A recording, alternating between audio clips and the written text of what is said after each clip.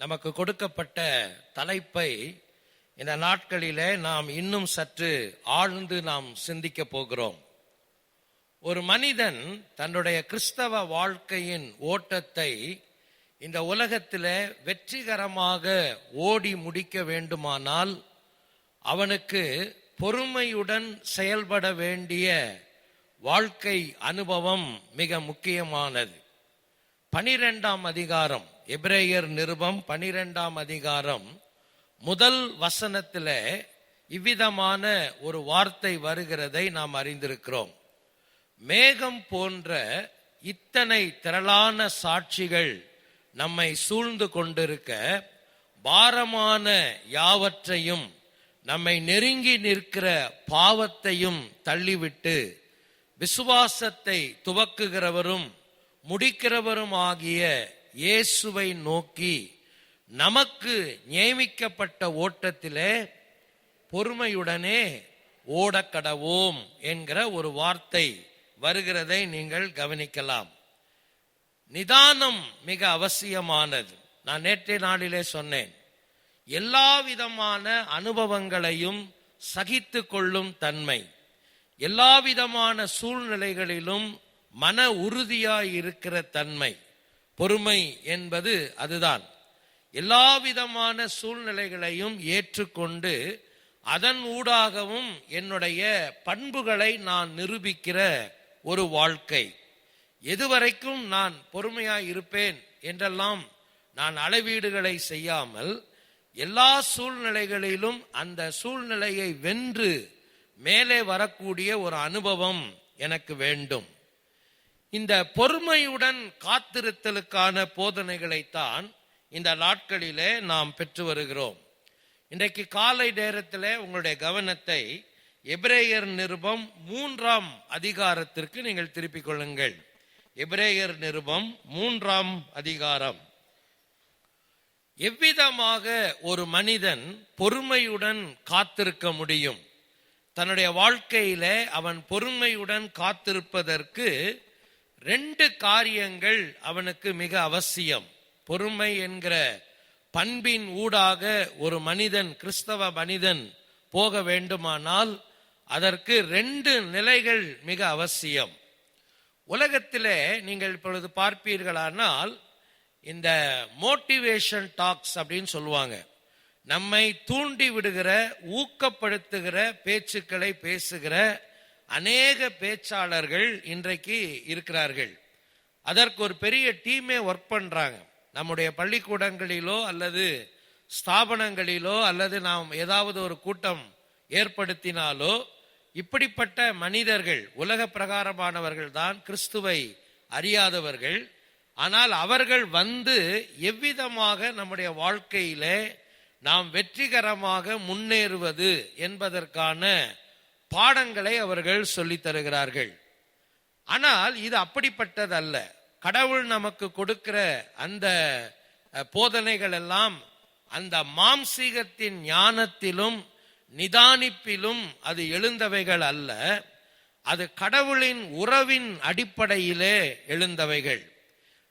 அப்படியானால் என்னுடைய வாழ்க்கையில எபிரேயர் நிருபத்திலே அந்த வாசகர்களுக்கு ஆக்கியோன் உணர்த்த விரும்புகிற காரியம் என்னவென்றால், பொறுமை என்பது எப்படி உன்னுடைய வாழ்க்கையிலே செயல்பட முடியும், காத்திருந்து பெற்றுக்கொள்வதற்கான அந்த நிலை எவ்விதமாக உருவாக முடியும்.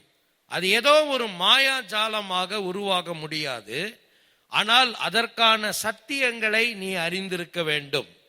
3ஆம் அதிகாரம் அதைத்தான் நமக்கு சொல்லுகிறது. அதன் ஒரு பகுதியை நான் உங்களோடு கூட பகிர்ந்து கொள்ளுகிறேன். அதற்கு தான் நமக்கு நேரம் ஒருவேளை இருக்கும். நேரம் இருந்தால் 2வது பகுதிக்கு போகலாம், அல்லது அந்த முதல் பகுதியோடு நாம் நிறைவு செய்யலாம். பொறுமையுடன் காத்திருப்பவர்களுக்கு நம்மை உணர்வது மிக அவசியமானது. இதுதான் இன்றைக்கு காலையில நான் உங்களோடு கூட பேச எடுத்துக்கொண்ட தலைப்பு. நம்மை உணர்வது. ஒரு விசுவாசி தான் யார் என்பதை அவன் உணர்ந்திருக்க வேண்டும்.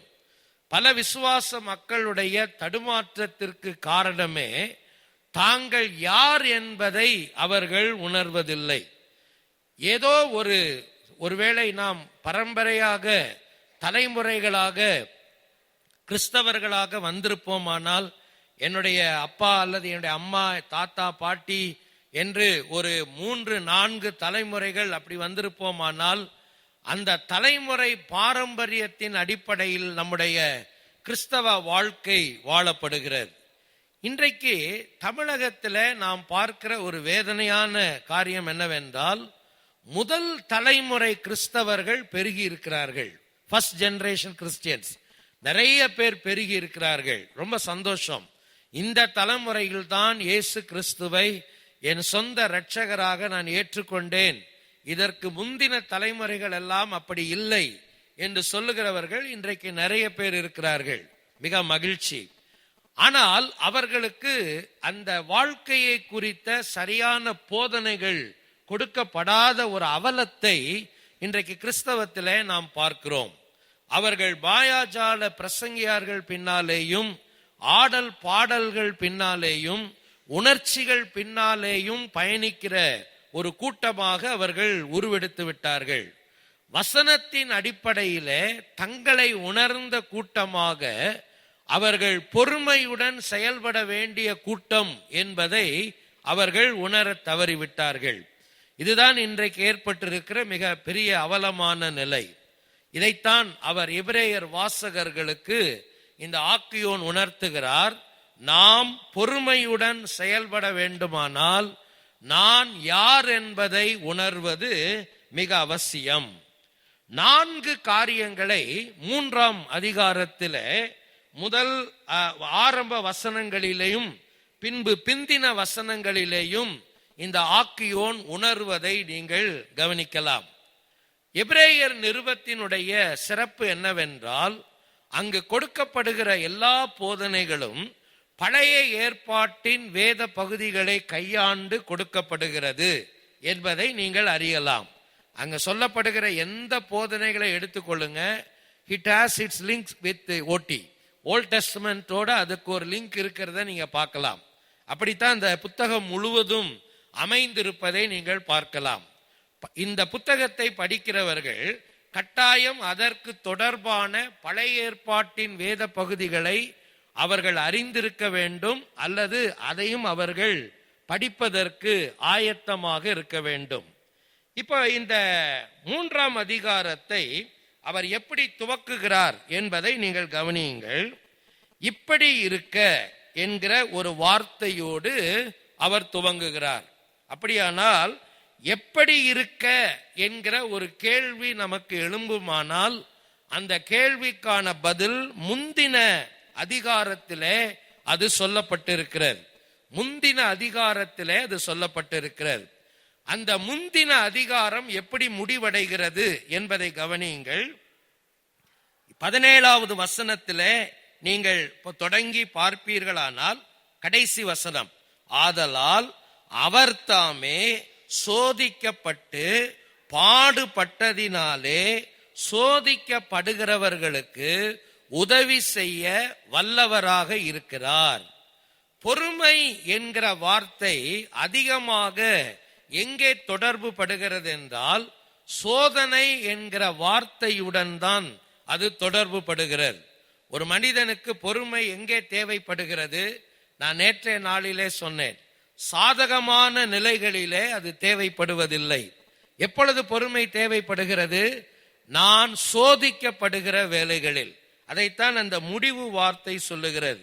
ஆதலால் அவர் தாமே சோதிக்கப்பட்டு பாடுபட்டபடியினாலே சோதிக்கப்படுகிறவர்களுக்கு உதவி செய்ய வல்லவராயிருக்கிறார்.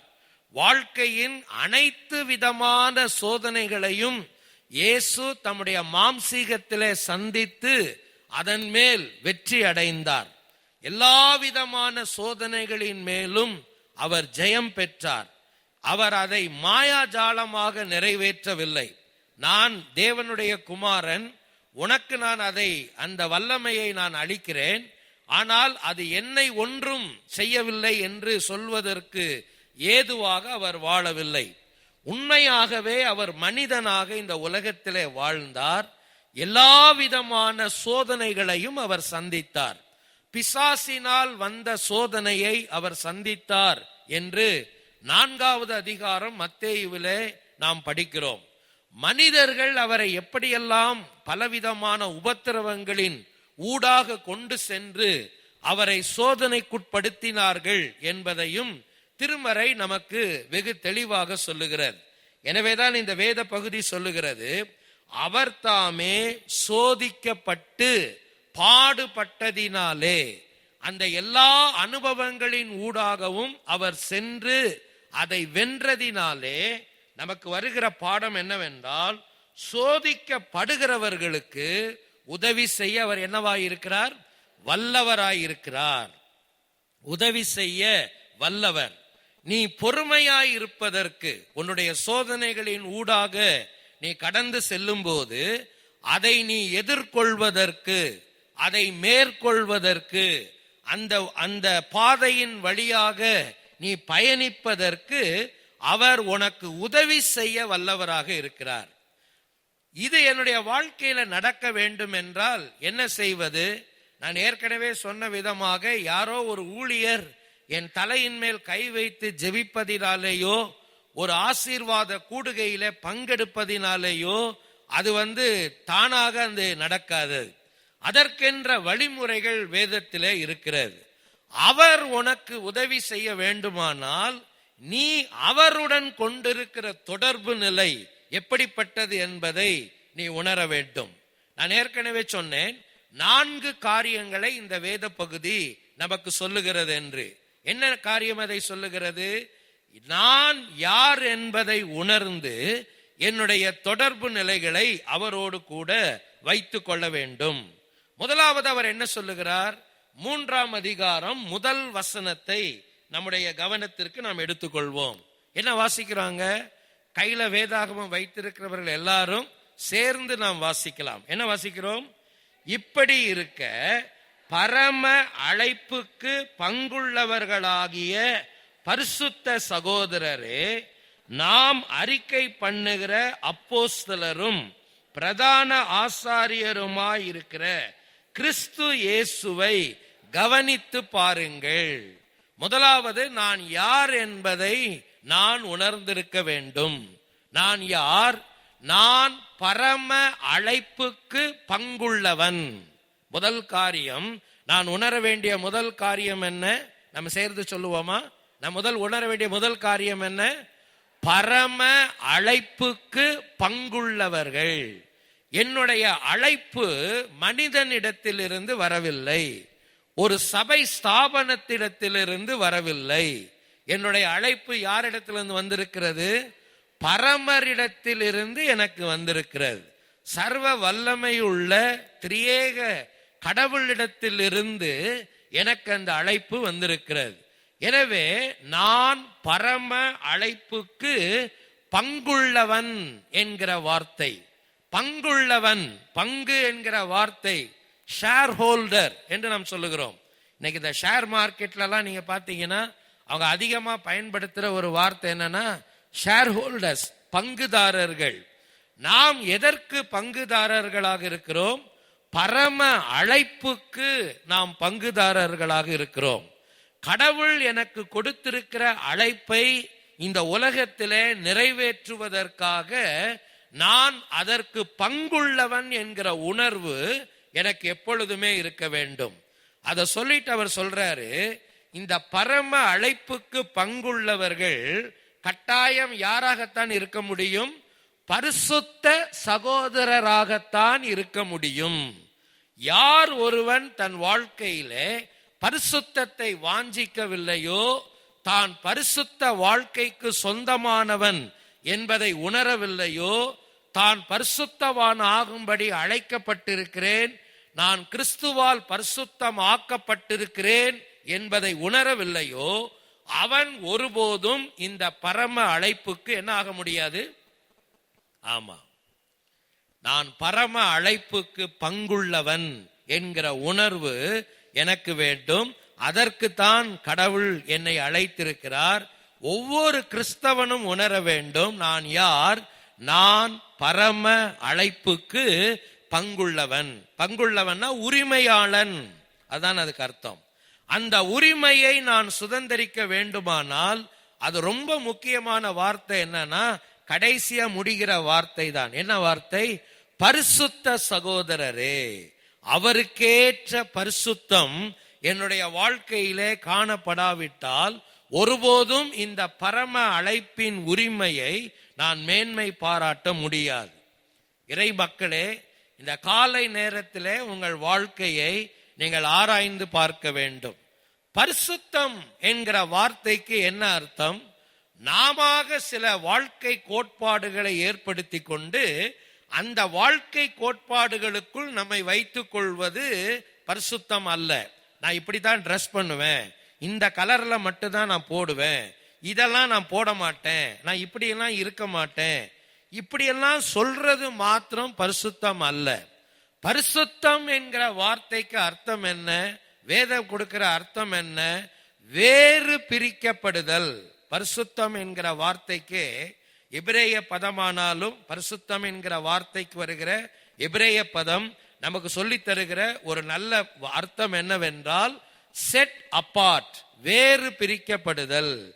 யார் நான் கடவுளுக்கென்று வேறு பிரிக்கப்பட்டிருக்கிறேன், அவருக்கென்று மாத்திரம் நான் ஒதுக்கப்பட்டிருக்கிறேன், அவருக்கென்று மாத்திரம் நான் பிரிக்கப்பட்டவனாக இருக்கிறேன் என்று உணர்கிறானோ அவனே இந்த பரிசுத்த அழைப்பிலே, பரம அழைப்பிலே என்னவாய் மாற முடியும்?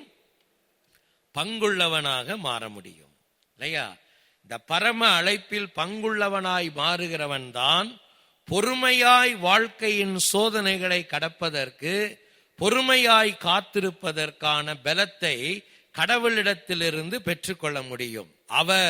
அவரோடு நான் தொடர்புடையவன். இந்த காலை நேரத்திலே ஆண்டவரிடத்திலே கேட்போம், நான் என்னை உணர்ந்திருக்கிறேனா? நான் யார் என்ப உணர்வு எனக்கு இருக்கிறதா?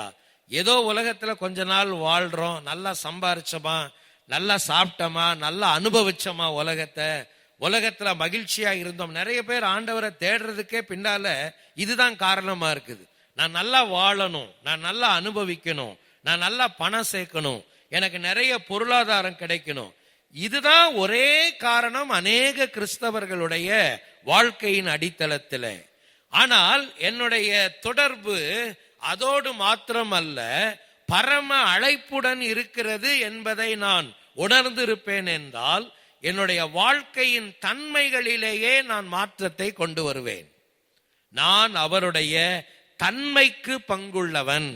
நீங்க இதை புரிஞ்சுக்கணும். ஆண்டவரை நம்ம எப்படி அழைக்கிறோம்? கடவுளை நம்ம எப்படி வாழ்த்தினதாக ஏசாயா 6ஆம் அதிகாரத்துல நம்ம படிக்கிறோம். தேவ தூதர்கள் அவரை எப்படி வாழ்த்தினார்கள்? சேனைகளின் கர்த்தர் பரிசுத்தர், பரிசுத்தர், பரிசுத்தர். அவருக்கு கோடிக்கணக்கான அவருடைய குணலட்சணங்கள் இருந்தாலும் அவரை வாழ்த்தி பாடும்போது அவர்கள் பயன்படுத்தின ஒரே பதம், திரும்ப திரும்ப பயன்படுத்தின பதம் என்னவென்றால், அவர் என்ன உள்ளவர்? பரிசுத்தம் உள்ளவர். பரம அழைப்புக்கு பங்குள்ளவன் அவருடைய பரிசுத்த தன்மையில் பங்கு பெறுகிறான். He is taking share in his character.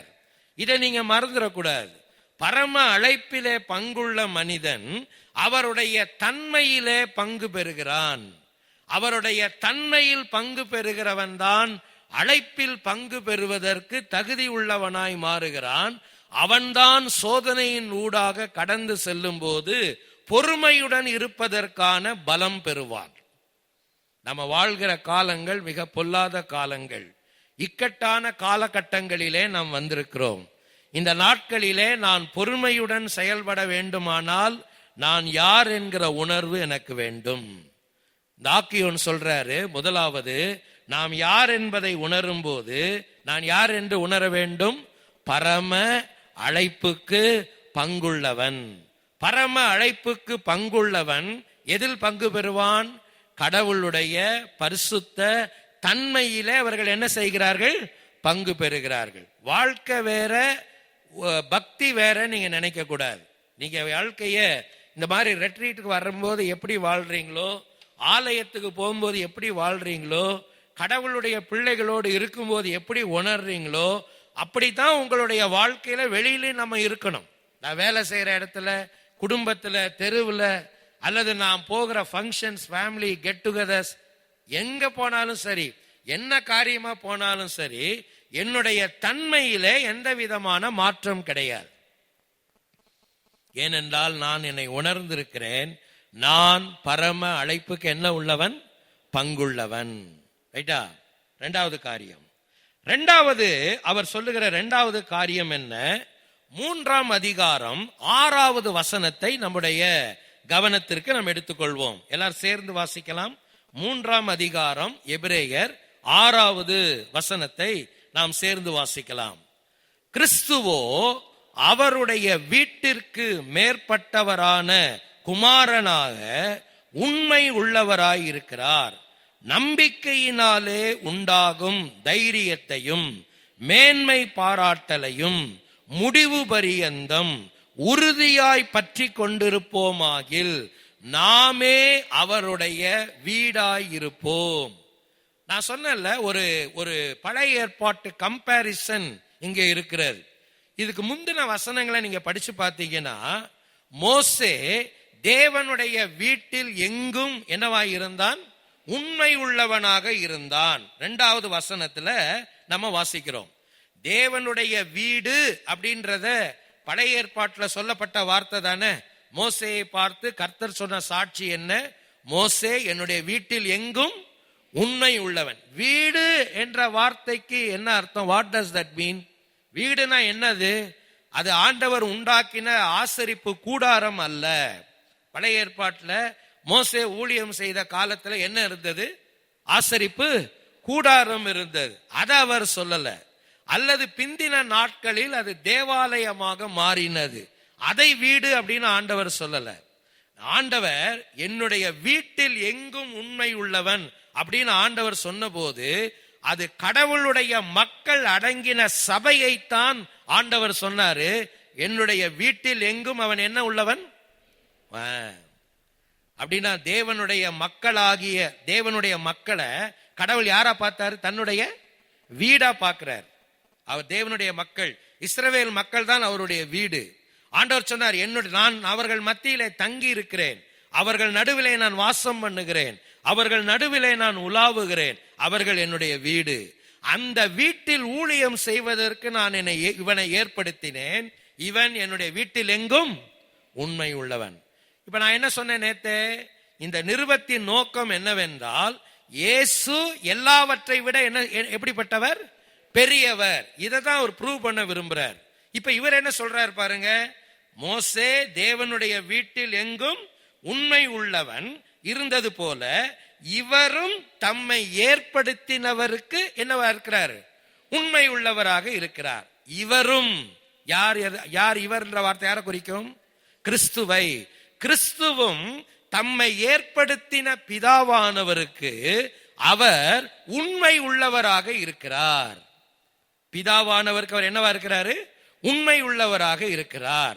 அப்படின்னா அவருடைய உண்மை, மோசேயினுடைய உண்மை எங்கே விளங்கியது?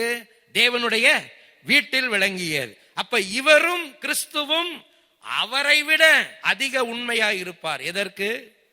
தேவனுடைய, சொல்லுங்க, தேவனுடைய வீட்டிற்கு. புரியுதா உங்களுக்கு? மோசே தேவனுடைய மக்களாகிய வீட்டுக்கு என்னவா இருந்தாரு? உண்மையா இருந்தார். கிறிஸ்துவும் பிதாவால் ஏற்படுத்தப்பட்டவராக அவருடைய வீட்டுக்கு அவர் என்னவா இருக்கிறாரு? உண்மையா இருக்கிறார். அவருடைய வீடுன்றது இங்க யாரை குறிக்கும்? தேவனுடைய சபை. யாரு இன்னைக்கு தேவனுடைய வீடு? யாரு? நீங்களும் நானும் தான் அவருடைய வீடு. அப்படிதானே? அதனாலதான் அவர் சொல்றார் பாருங்க, இவரும் அவர் தம்மை ஏற்படுத்தினவருக்கு உண்மை உள்ளவராக இருக்கிறார் அப்படின்னு சொல்லிட்டு தான் அடுத்து அவர் 6வது வசனத்துல சொல்றாரு. அவர் அந்த வசனத்தை நம்ம திரும்ப வாசிப்போம். 3ஆம் அதிகாரத்துல, கிறிஸ்துவோ அவருடைய வீட்டிற்கு மேற்பட்டவரான குமாரனாக உண்மை உள்ளவராக இருக்கிறார். கடவுளுடைய வீடாகிய நமக்கு அவர் மேற்பட்டவராக இருந்து, மேலானவராய் இருந்து அவர் உண்மை உள்ளவராய் இருப்பார். ஒருவன் தன்னை யார் என்று உணர வேண்டும்? பரம அழைப்பில் பங்குள்ளவன் என்று உணர வேண்டும். அப்படியானால் அவன் கடவுளின் பரிசுத்த தன்மைக்கு தன்னை பங்குதாரராக மாற்றிக்கொள்ள வேண்டும். இரண்டாவதாக ஒரு மனிதன் தன்னை யார் என்று உணர வேண்டும்? பரமனின் வீடாய் இருக்கிறோம். சொல்லுங்க பார்க்கலாம். பரமனின் வீடாய் இருக்கிறோம். முதல்ல பரம அழைப்பிலே நாம் பங்குள்ளவர்கள். இரண்டாவது யாருக்கு நாம் வீடா இருக்கிறோம்? பரமனின் வீடாக இருக்கிறோம். இல்லையா? ஒவ்வொரு கிறிஸ்தவனும் இதை உணர வேண்டும். நான் யாரு? நான் தேவனுடைய வீடு. 1 கொரிந்தியர் 3:16 பவுல் சொல்றாரு, நீங்கள் ஜீவனுள்ள தேவனுடைய ஆலயம் அப்படின்னு அவர் சொல்றார். இல்லையா? ஆலயம், வீடு இதெல்லாம் ஒரே தன்மைக்குள் வருகிறது தான் கடவுள் வாசம் பண்ணுகிற இடம். உணர்கிறோமா? யார் தன்னை கடவுளுடைய வீடு என்று உணர்கிறானோ அவனே எப்படி பயணிப்பான்? வாழ்க்கையிலே பொறுமையுடன் பயணிப்பான். பொறுமையுடன் பயணிப்பதற்கான பலனை அவன் பெற்றுக்கொள்வான். ஏன்னா அவனுடைய சோர்ஸ் எங்க இருக்குதோ அங்க இருந்து தான் he will get his strength. இல்லையா? என்னுடைய பலன் எங்க? என்னுடைய பலனை நான் எங்கிருந்து பெற்றுக்கொள்ள வேண்டும் என்றால் என்னுடைய ஆதாரம் எங்க இருக்கிறதோ அங்கிருந்தால் நான் என்ன செய்வேன்? பலனை பெற்றுக்கொள்வேன். அப்படின்னா நான் யாருன்னு உணரணும்? நான் தேவனுடைய வீடு. வாலிப தம்பி, வாலிப தங்கச்சிங்க உட்கார்ந்து இருக்கிறீங்க, சின்ன பிள்ளைங்க உட்கார்ந்து இருக்கிறீங்க, பெரியவங்க உட்கார்ந்து இருக்கிறீங்க. நீங்க வெறும் ஒரு கிறிஸ்தவ குடும்பம் என்கிற பெயரிலே, கிறிஸ்தவர்கள் என்கிற பெயரிலே உலகத்திலே வாழ்வதற்கு நீங்கள் அழைக்கப்படவில்லை. அந்த வாழ்க்கையை உணர்ந்து வாழ அழைக்கப்பட்டிருக்கிறீர்கள். நாம் யார்? நான் தேவனுடைய வீடு. நான் தேவனுடைய வீடாக இருக்க வேண்டுமானால் என்ன, எப்படி இருக்கணும்? அதுக்கு விஷயத்தை உள்ளே சொல்லிடுறார். என்ன சொல்றாரு? 3 காரியம் எனக்கு ரொம்ப அவசியம். 6வது வசனம், நம்பிக்கையினாலே உண்டாகும் தைரியத்தையும் மேன்மை பாராட்டலையும் முடிவு பரியந்தம் உறுதியாய் பற்றி கொண்டிருப்போமாகில். இல்லையா? முதல்ல என்ன வேணும் எனக்கு? நம்பிக்கை. இரண்டாவது என்ன வேணும்? தைரியம். மூணாவது என்ன வேணும் எனக்கு? மேன்மை பாராட்டல். சொல்லுங்க பார்க்கலாம். எல்லாம் சேர்ந்து சொல்லலாமா? நம்பிக்கை, தைரியம், மேன்மை பாராட்டல். இந்த 3ஐயும் கடைசி வரைக்கும் நான் உறுதியா பற்றி பிடித்து கொண்டிருந்தால் நான் அவருக்கு என்னவா இருக்க முடியும்? வீடா இருக்க முடியும். சரிங்களா?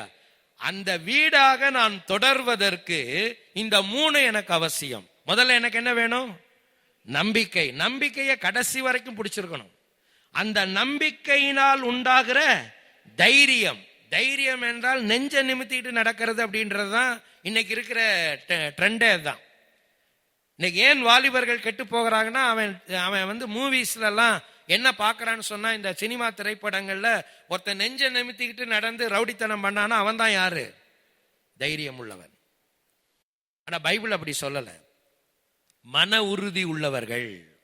தைரியம் என்கிற வார்த்தைக்கு அந்த இடத்துல அர்த்தம் என்னங்க? சத்தமா சொல்லுங்க. மன உறுதி உள்ளவர்கள். நம்பிக்கை, மன உறுதி, மேன்மை பாராட்டல். மேன்மை பாராட்டல் என்னது? பெருமை அடிச்சுக்கிறது. உலகத்துல எனக்கு பெருமை அடிச்சுக்கிறதுக்கு ஒரே ஒரு விஷயம் இருக்குன்னா அது ஒரே ஒரு விஷயம்தான். நான் கடவுளுடைய வீடா இருக்கிறேன் என்பதிலே நான் என்ன அடைகிறேன்? எனக்கு இவ்வளவு பெரிய வீடு இருக்கிறது எனக்கு பெருமை கிடையாது. இருக்கட்டும், வீடு இருந்தா வச்சுக்கோங்க. எனக்கு நல்ல கார் இருக்கு, பிரைஸ் தி லார்ட், அது எனக்கு பெருமையே கிடையாது. எனக்கு இத்தனை ஏக்கர் தோட்டம் இருக்கு, அது எனக்கு பெருமையே கிடையாது. இருக்கட்டும். எனக்கு இவ்வளவு பேங்க் பேலன்ஸ் இருக்கு, இருக்கட்டும், தப்பு இல்லை. ஆனா அது எனக்கு பெருமையே கிடையாது. நான் பெருமை பாராட்டுவதற்கு ஒன்று இருக்குமானால் நான் அவருடைய வீடு. இரண்டாவது, தன்னை ஒருத்தன் எப்படி உணரணும்? பரமனின் வீடாக உணர வேண்டும். முதல்ல என்ன உணரணும்? பரம அழைப்புக்கு பங்குள்ளவன். பங்குள்ளவனாக இருக்கணும்னா என்னத்துல பங்கு பெறணும்? பரிசுத்தம் என்கிற தன்மையிலே பங்கு பெற வேண்டும். இரண்டாவதாக, பரமனின் வீடாய் இருக்கிறோம் என்பதை உணர வேண்டுமானால் அவன் முடிவு பரியந்தம் உறுதியாய் பற்றி கொண்டிருக்க வேண்டிய 3 விஷயங்கள் உண்டு. ஒன்று நம்பிக்கை, இரண்டாவது தைரியம், மூன்றாவது மேன்மை பாராட்டல். நம்பர் 3, மூன்றாவது அவர் என்ன சொல்றாரு பாருங்க. அதே வசனத்துக்கு கீழே நீங்க வருவீங்கன்னு சொன்னா 3வது அதிகாரத்துல அவர் என்ன சொல்றாரு? 14வது வசனத்துல, 3ஆம் அதிகாரம் 14வது வசனத்துல, நாம் ஆரம்பத்திலே கொண்ட நம்பிக்கையை முடிவு பரியந்தம் உறுதியாய் பற்றி கொண்டிருப்போமானில் கிறிஸ்துவினிடத்தில் பங்குள்ளவர்களாக இருப்போம். நாம் என்ன உள்ளவர்கள்?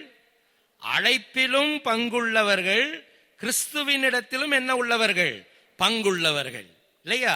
இந்த பாயிண்ட் நம்ம மேலே பார்த்துட்டோம், அதனால நம்ம அதை ஸ்கிப் பண்ணிடுவோம். 4வது காரியத்துக்கு வருவோம். 4வது காரியம் என்ன? 3ஆம் அதிகாரம் அந்த 18, 19வது வசனங்களை படித்து நாம் நிறைவு செய்வோம். 3ஆம் அதிகாரம் 18, 19. பின்னும் வாசிங்க. என்னுடைய இளைப்பாறுதலில் பிரவேசிப்பது இல்லை என்று அவர் யாரை குறித்து ஆணையிட்டார்? கீழ்ப்படியாதவர்களை குறித்தல்லவா? ஆதலால் அவிசுவாசத்தினாலே அதில் அவர்கள் பிரவேசிக்க கூடாமல் போனார்கள் என்று பார்க்கிறோம். 4வதாக அவர் சொல்லுகிறார். அவர் என்ன சொல்றாரு? இளைப்பாறுதலில் பிரவேசிக்க நாம் தகுதியானவர்கள் அல்லது உரிமை உள்ளவர்கள் என்கிற உணர்வு எனக்கு வேண்டும். நான் யாரு? நான் இளைப்பாறுதலில் என்ன செய்ய வேண்டியவன்? சொல்லுங்க. பிரவேசிக்க வேண்டியவன். சரி, இதை மட்டும் கொஞ்சம் விளக்கி நான் சொல்லிட்டு நான் முடிச்சிடுறேன். இந்த 3ஆம் அதிகாரத்தில் நம்ம திருப்பி படிப்போம். இந்த 3ஆம் அதிகாரத்துல ஆக்கியோன் 95ஆம் சங்கீதத்தை பயன்படுத்துறார். நீங்க இந்த அதை படிச்சீங்கன்னு சொன்னா 7வது வசனத்திலிருந்து கடைசி வசனம் வரைக்கும் உள்ள வேத பகுதியில அவர் எந்த சங்கீதத்தை பயன்படுத்துறாரு? சத்தமா சொல்லுங்க. 95ஆம் சங்கீதம். சரிங்களா? 95ஆம் சங்கீதத்தையும் இந்த பகுதியை நீங்க ஒப்பிட்டு பாருங்க, அது ஒரே மாதிரி இருக்கும். சரிங்களா? அங்கிருந்து தான் அவர் தன்னுடைய போதனைகளை அவர் எடுத்துக்கொள்றார். இங்க பேசும்போது அவர் எதை பத்தி பேசுறாரு? இஸ்ரவேல் ஜனங்கள் எகிப்தை விட்டு புறப்பட்டு எதை நோக்கி போறாங்க? அவங்க கானான் தேசத்தை நோக்கி போறாங்க. கானான் தேசத்துல பிரவேசிக்க கூடாமல் போனார்கள். அந்த கானான் தேசத்தில் பிரவேசிப்பதைத்தான் ஆக்கியோன் இந்த இடத்துல என்ன வார்த்தை சொல்றாரு? இளைப்பாறுதல். புரியுதா உங்களுக்கு? நிறைய பேரு இஸ்ரவேல் ஜனங்கள் எதுக்குள்ள போகாம போயிட்டாங்க? நீங்க பைபிளை கரெக்டா படிச்சிருப்பீங்கன்னா, எகிப்து தேசத்திலிருந்து புறப்பட்டவர்கள் ஃபர்ஸ்ட் ஜெனரேஷன். எகிப்து தேசத்திலிருந்து அடிமைத்திலிருந்து புறப்பட்டாங்க பாத்தீங்களா மோசேயோட, அவங்க முதல் தலைமுறையினர். யார் தலைமையில புறப்பட்டாங்க? மோசே, ஆரோன், அவங்க தலைமையில புறப்பட்டாங்கல்ல, அவங்க ஃபர்ஸ்ட் ஜெனரேஷன். இந்த முதல் தலைமுறையினர் அந்த எகிப்து தேசத்திலிருந்து புறப்பட்டதுல 2 பேர் தவிர யாருமே அந்த முதல் தலைமுறையினர் கானான் தேசத்துக்குள்ள போகவே கிடையாது. நமக்கு தெரியும் இல்லையா? யார் 2 பேரு? காலேபும் யோசுவாவும். யோசுவா காலேப் தவிர வேற யாரும் இன்க்ளூடிங் மோசே கூட போல. அவங்க 2 பேர் தான் அந்த ஃபர்ஸ்ட் ஜெனரேஷன் போனாங்க. அடுத்து யார் கானான் தேசத்துக்குள்ள போனாங்க? அந்த வனாந்தரத்துல பிறந்து வளர்ந்தவர்கள். 40 வருஷம் வனாந்தரத்தை சுத்தி இருக்கிறாங்க இல்லையா? அந்த செகண்ட் ஜெனரேஷன், தேர்ட் ஜெனரேஷன், அவங்க தான் அந்த கானான் தேசத்துக்குள்ள போனாங்க. அப்ப ஏன் முதல் தலைமுறையினர் கடவுள் அளித்த இளைப்பாறுதலின் நாடாகிய கானான் தேசத்திற்குள் அவர்கள் போக முடியாமல் போனது அப்படின்றதான் இந்த பேசேஜ்ல அவர் சொல்றார். நம்ம இங்கிருந்து ஒரு பாடத்தை மட்டும் எடுத்துக்குவோம், மீதி அடுத்த செய்தியில பார்ப்போம். அவர்கள் எதற்கு அழைக்கப்பட்டார்கள்? இளைப்பாறுதலுக்குள் பிரவேசிப்பதற்காக. அப்படிதானே? ஷார்ட்டா என்ன சொல்லலாம்? இளைப்பாறுதலுக்குள் பிரவேசிப்பதற்காக. இளைப்பாறுதலுக்குள் பிரவேசிக்க அழைக்கப்பட்டவர்கள் இளைப்பாறுதலுக்குள் என்ன செய்யல? பிரவேசிக்கல. அப்ப நாமும் யாராக நம்மை உணர வேண்டும்? நான் பரம அழைப்பில் பங்குள்ளவன், பரமனின் வீடாய் இருப்பவன், கிறிஸ்துவினிடத்தில் பங்குள்ளவனாய் இருந்து எங்க பிரவேசிக்கணும்? நான் இளைப்பாறுதலில் பிரவேசிக்க வேண்டியவன். ஒவ்வொருத்தரும் நீங்க நல்லா தெரிஞ்சுக்கணும், நம்ம எல்லாருக்குமே ஒரு நோக்கம் உண்டு. நான் யார்? நான் இளைப்பாறுதலில். அப்ப இளைப்பாறுதல் என்றால் என்ன? காலாகாலமா நம்முடைய கிறிஸ்தவர்கள் பண்ண ஒரு பெரிய தப்பு என்ன தெரியுங்களா? கானான் தேசத்தை மோட்சத்துக்கு ஒப்பிட்டு பாட்டு பாடினது தான், அப்படி போதனை பண்ணது தான். அவங்க எல்லாம் கானான் தேசத்துக்குள்ள போனாங்க, நம்ம எதுக்குள்ள போறோம் சொல்லுங்க? பரம கானானுக்குள்ள. நீங்க பாக்குறத பார்த்தாவே எனக்கு அப்படித்தான் தோணுது. ஆமாயா, அப்படித்தானே கேட்டிருக்கிறோம். ஆனந்தமாய் பாடுறோமா? ஆனந்தமாய் இன்ப கானான் அப்படின்னு பாடுறோமா இல்லையா? சாரா லவரோஜமா அந்த காலத்திலே பாடி வச்சாங்க. பரம கானான் விரைந்து சேர்வேன் அப்படின்னு சொன்னாங்க இல்லையா?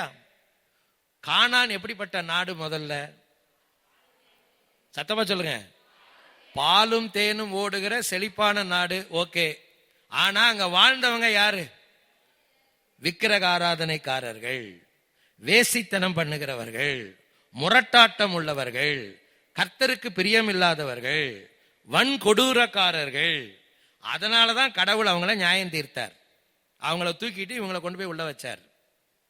எப்பயுமே கானான் தேசத்தை கொண்டு போய் மோட்சத்துக்கு ஒப்பிடுகிற அந்த இன்டர்பிரேஷன் பிப்ளிக்கலா ஒத்தே வராது. இளைப்பாறுதல் என்றால் அப்ப மோட்சம் அப்படிப்பட்டவங்க வாழ்ற இடமா? நீங்க யோசித்து பாருங்க. மோட்சத்துல யார் இருப்பா சொல்லுங்க? கடவுளுடைய பிள்ளைகள் மட்டும்தான் இருப்பாங்க. ஏதாவது சைட்ல கேட் இருக்கா ஏதாவது பரலோகத்துக்கு போறதுக்கு? சொல்லுங்க. இல்ல, பரலோகத்துல சைட்ல எல்லாம் ஒன்றும் கேட் இல்ல. அன்னைக்கு ஒரு ஆர்சி ஃபாதர் பேசிட்டு இருக்கார், டிவியில தான் பேசிட்டு இருக்கார்.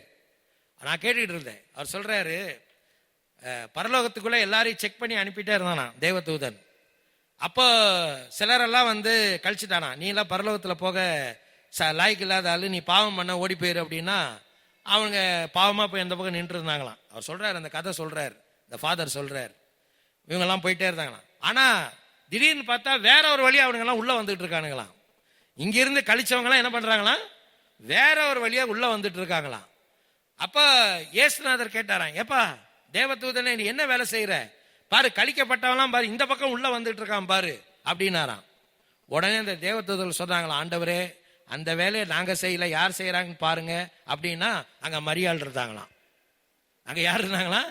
மரியாள் இருந்தாங்களாம். இங்க ஒதுக்கப்பட்டவங்களாம் போய் அந்த அம்மா காலில் விழுந்துட்டாங்களாம். சரிங்களா? அந்த அம்மா காலில் விழுந்தவனை இறக்கப்பட்டு போ, நான் சொல்றேன் என் மகன்கிட்ட நீ உள்ள போயிரு அப்படின்னு ரெக்கமெண்ட் பண்ணி எங்க அனுப்பிட்டாங்களாம். ரொம்ப சந்தோஷமா இருக்குல்ல நமக்கு. ஓஹோ, அப்படி ஏதோ ஒரு வாய்ப்பு நமக்கு இருக்கும் போல இருக்கு அப்படின்னு. இதை நானா கற்பனையில சொல்லல, அவர் பேசுறதை கேட்டுட்டு தான் நான் சொல்றேன். சரி, அது அவங்க நம்பிக்கை. சரிங்களா? அது அவங்க நம்பிக்கை. உங்களுக்கு தெரியுமா அப்படி ஏதாவது போற வாய்ப்பு இருக்குன்னு நினைக்கிறீங்களா நீங்க? அதை விட்டுருங்க. இளைப்பாறுதல் என்றால் என்ன? அந்த கேள்விக்கு முதல்ல பதில் சொல்லுவோம். கிறிஸ்து, அதாவது தேவனுடைய பிள்ளைகள் புறஜாதிகளின் மேலும், புறஜாதிகளின் பழக்க வழக்கங்களின் மேலும், புறஜாதிகளினுடைய தெய்வீக நம்பிக்கைகளின் மேலும், புறஜாதிகளினுடைய தேசத்தின் மேலும் கடவுளுடைய பிள்ளைகள் வெற்றி அடைந்தார்கள். நான் சொல்றது உங்களுக்கு புரியுதா? கடவுளுடைய பிள்ளைகளாகிய இஸ்ரவேலர்கள் எதன் மேல் வெற்றி அடைந்தார்கள்? புறஜாதிகளின் சொல்லுங்க வாழ்க்கை முறை. சொல்லுங்க பார்க்கலாம். புறஜாதிகளினுடைய வாழ்க்கை மோசமான வாழ்க்கை இல்லையா? அவர்களுடைய வாழ்க்கை முறை, அவருடைய தெய்வீக நம்பிக்கை, விக்கிரக ஆராதனை, தெய்வீக நம்பிக்கை, அவருடைய பழக்க வழக்கங்கள் எல்லாம் மோசமான பழக்க வழக்கங்கள். இவைகளின் மேல் அவர்கள் அடைந்த வெற்றியை தான் வேதாகமம் என்னன்னு சொல்லுகிறது நமக்கு புதிய ஏற்பாட்டில்? இளைப்பாறுதல். அப்படின்னா கிறிஸ்து அருளும் இளைப்பாறுதல் என்றால் கிறிஸ்து அருளும் வெற்றி வாழ்வு. முடிவுக்கு வந்துருவோம். இளைப்பாறுதல் பிரவேசிப்பதென்றால் அர்த்தம் என்ன? சத்தமா சொல்லுங்க. கிறிஸ்து அருளும் வெற்றி வாழ்க்கை. பாவத்தின் மேலும், பாவத்தின் தன்மைகளின் மேலும், பாவத்தினால் உண்டான காயங்களின் மேலும், பாவத்தினால் உண்டான பாதிப்புகளின் மேலும் எனக்கு கிடைத்திருக்கிற கிறிஸ்துவின் வெற்றி, அதுதான் இளைப்பாறுதல். அப்படின்னா நான் என்னவா உணரணும்? நான் எதில் பிரவேசிக்க வேண்டியவன் சொல்லுங்க? இளைப்பாறுதல். அப்படின்னா இளைப்பாறுதல் என்ன அர்த்தம்? கிறிஸ்து எனக்கு அளித்திருக்கும் வெற்றி வாழ்க்கை. கிறிஸ்து எனக்கு அளித்திருக்கும் வெற்றி வாழ்க்கையை சுதந்திரிக்க வேண்டியவன். அதற்கு தான் நான் உலகத்தில் இருக்கிறேன் இல்லையா? I am here in the world to overcome this world. இந்த உலகத்தில் நான் எதற்காக இருக்கிறேன் என்றால், இந்த அசுத்தமான உலகத்தின் மேல் ஜெயம் அடைவதற்காக, அதன் மேல் வெற்றி அடைவதற்காக. இதுல நான் வெற்றி அடைந்தனா ஒரு நாள் என்னை அழைத்த பரம கடவுள் வாசம் பண்ணுகிற இடத்திற்கு நான் என்ன செய்ய முடியும்? போய் சேர முடியும். பிடிச்சிடலாமா? பொறுமையாய் காத்திருக்கிறவர்கள் 3 காரியங்களை தங்கள் வாழ்க்கையிலே தங்களை பற்றி அவர்கள் உணர்ந்திருப்பார்கள். முதல் காரியம் என்ன? பரம அழைப்புக்கு பங்குள்ளவர்கள் என்று உணர்ந்திருப்பார்கள். இரண்டாவது, பரமனின் வீடாய் இருக்கிறோம் என்பதை உணர்ந்திருப்பார்கள். மூன்றாவது, கிறிஸ்துவனிடத்தில் பங்குள்ளவர்களாய் இளைப்பாறுதலில் பிரவேசிக்கிறவர்கள் என்பதை என்ன செய்திருப்பார்கள்? உணர்ந்திருப்பார்கள். இதை நீ உணர்ந்திருக்கிறாயா உன்னுடைய வாழ்க்கையிலே? இதை நீ ஆழமாய் உன் வாழ்க்கையிலே நீ தெளிந்து உணர்ந்திருக்கிறாயா? அல்லது ஏதோ கண்ணை மூடிக்கொண்டு நாம் இந்த வாழ்க்கையிலே நடக்கிறோமா? இந்த சிந்தனையோடு இந்த காலை தியானத்தை நாம் நிறைவு செய்வோம். இதே சிந்தனையோடு இருங்க. உங்களுக்கு டைம் கிடைக்குதுன்னு சொன்னா அந்த நேரத்துல எல்லாம் உட்கார்ந்து இந்த வேத பகுதிகளை என்ன செய்யுங்க? கொஞ்சம் படிங்க. சரியா? இப்ப நீங்க உங்களுக்கு கொடுத்திருக்கிற ஹோம்வொர்க் என்னது? எபிரேயர் 3ஆம் அதிகாரம். சரிங்களா? 3ஆம் அதிகாரத்தை நம்ம திரும்ப இன்னொரு செஷன்ல படிப்போம். ஸோ அதை நீங்க படிச்சுட்டு வந்தீங்கன்னா அது இன்னும் நமக்கு உண்மையா உதவியா இருக்கும். ஜெபிக்கலாம். தலைகளை தாழ்த்துவோம், கண்களை மூடுவோம். பொறுமையாய் காத்திருக்க பயணிக்கிறவன், அந்த பொறுமையின் ஊடாக பயணிக்க விரும்புகிறவன், அவனுக்கென்ற தகுதி நிலைகளை அவன் உணர்ந்திருக்க வேண்டும். தான் யார் என்ற உணர்வு அவனுக்கு இருக்க வேண்டும். எனக்கு இருக்கிறதா அந்த உணர்வு? நான் பரம அழைப்புக்கு பங்குள்ளவன். அப்படியானால் அந்த அழைப்பு எனக்கு சொந்தமாக வேண்டுமானால் அவருடைய பரிசுத்த தன்மையிலே நான் பங்கு பெற வேண்டும். இரண்டாவதாக, நான் பரமனின் வீடாயிருக்க அழைக்கப்பட்டவன். அப்படியானால் நம்பிக்கை, தைரியம், மேன்மை பாராட்டல் என் வாழ்க்கையின் சொந்தமாக வேண்டும். மூன்றாவது, நான் கிறிஸ்துவினிடத்தில் பங்குள்ளவனாக இளைப்பாறுதலில் பிரவேசிக்க அழைக்கப்பட்டவன். நான் என்னை இளைப்பாறுதலில் பிரவேசிக்கிறவன் என்பதை உணர வேண்டும். கிறிஸ்து அருளும் வெற்றி வாழ்க்கை உனக்கு சொந்தமாயிருக்க வேண்டும். பாவத்தின் மீது உனக்கு வெற்றி இருக்கிறதா? அசுத்தமான பழக்க வழக்கங்களின் மேல் உனக்கு வெற்றி இருக்கிறதா? அசுத்தமான வார்த்தைகளின் மேல் உனக்கு வெற்றி இருக்கிறதா? அசுத்தமான காட்சிகளின் மேல் நீ வெற்றி அடைந்திருக்கிறாயா? ரசனைகளின் மேல் நீ வெற்றி அடைந்திருக்கிறாயா? சொல்லுங்க, ஆண்டவரே, உம்முடைய இளைப்பாறுதலை எனக்கு சொந்தமாக்கும். வருத்தப்பட்டு பாரம் சுமக்கிறவர்களே, நீங்கள் எல்லாரும் என்னிடத்தில் வாருங்கள், நான் உங்களுக்கு இளைப்பாறுதல் தருவேன் என்று சொன்னீரே, அந்த இளைப்பாறுதலை எனக்கு தாரும். நேசிக்கிற நல்ல ஆண்டவரே, இந்த நல்ல காலை நேரத்திற்காய் நாங்கள் நன்றி சொல்லுகிறோம். மறுபடியுமாய் உம்முடைய திருவார்த்தையின் மூலமாய் எங்களோடு கூட பேசினீர். உம்முடைய தெளிந்த சத்தத்தை நாங்கள் கேட்டோம். கீழ்ப்படியும் இருதயத்தை எனக்கு தாரும், எங்களுக்கு தாரும். இயேசுவின் நாமத்தில் வேண்டிக் கொள்ளுகிறோம் நல்ல பிதாவே, ஆமென்.